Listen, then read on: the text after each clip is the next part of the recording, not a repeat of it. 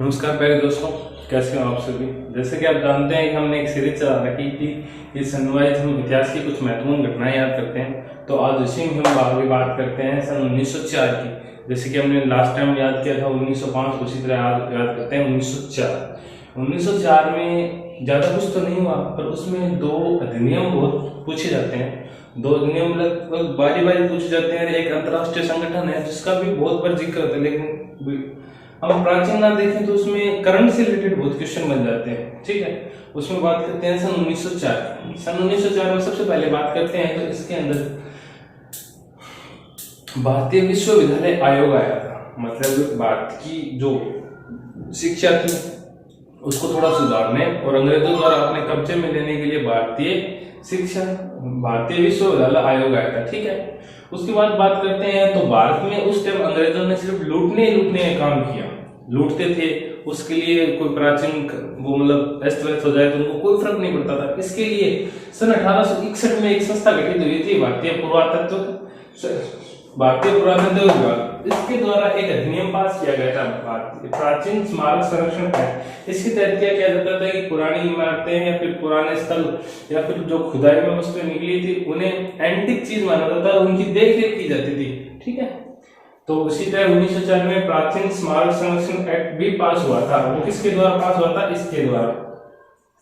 ठीक है, उसके बाद बात करते हैं तो 1904 में ही एक बहुत बड़े संगठन फीफा, जिसे अंतरराष्ट्रीय फुटबॉल महासंघ कहा जाता है, फीफा जिसे अंतरराष्ट्रीय फुटबॉल महासंघ कहा जाता है, उसकी स्थापना पेरिस में हुई थी।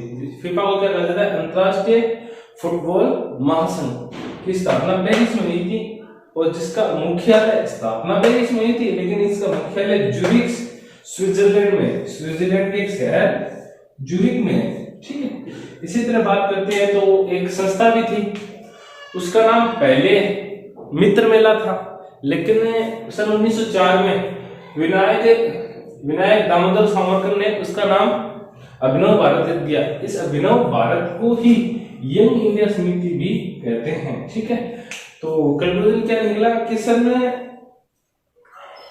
1899 में लगभग एक संस्था गठित हुई जिसका नाम था मित्र मेला।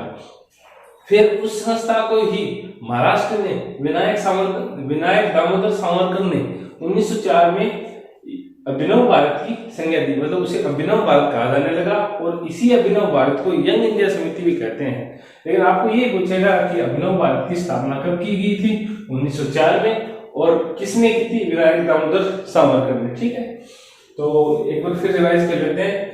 सबसे पहले बात करते हैं भारतीय विश्वविद्यालय आयोग अधिनियम कब आया? 1904 में। प्राचीन स्मारक संरक्षण एक्ट कब पास हुआ? 1904 में। किसके द्वारा पास किया गया? भारतीय पुरातत्व विभाग द्वारा। ठीक है, उसके बाद बात करते हैं फीफा की स्थापना कहाँ हुई थी? पेरिस में। फीफा की स्थापना कब हुई थी? 1904 में। फीफा का मुख्यालय कहाँ है? ज्यूरिख स्विट्जरलैंड में। ठीक है, अभिनव भारत की स्थापना किसने की? विनायक दामोदर सावरकर ने। ठीक है, अभिनव भारत को क्या कहा जाता है? यंग इंडिया समिति भी कहा जाता है, जिसे पहले मित्र मेला भी कहा जाता है। ठीक है प्यारे दोस्तों, कैसा लगा आपको? कमेंट में जरूर बताना। ठीक है, अब आगे दीजिए।